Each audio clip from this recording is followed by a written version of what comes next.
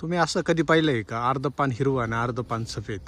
तर हे एक म्युटेशन आहे, याला चिमेरा असं म्हटलं जातं. चिमेऱ्यामध्ये तुम्ही हे पसरत नाही आहे, पण जर तुम्ही असे डोळे काढून जर ग्राफ्टिंग केली तर कदाचित हे जे कॅरेक्टर्स आहे हे पुढच्या जनरेशनमध्ये तुम्हाला दिसतील. हे घडांवर पण पाहायला मिळतं तुम्हाला.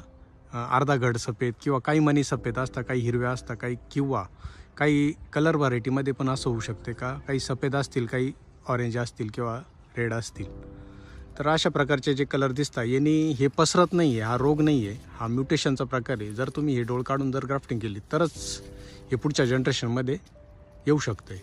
आता ही गोष्ट फायद्याची कुठं असते का, जिथं ऑर्नामेंटल प्लांटची नर्सरी आहे त्यांना जर कुठं असं काही वेगळं आढळलं तर ते ग्राफ्टिंग करून आणि ही व्हेरिगेटेड नावाने एखादी व्हरायटी रिलीज करतात आणि ते बाजारात विकलं जातं शो प्लांटसाठी.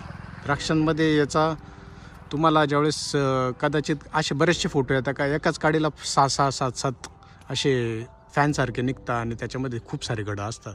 तो पण एक चिमेऱ्याचाच प्रकार असतो. धन्यवाद.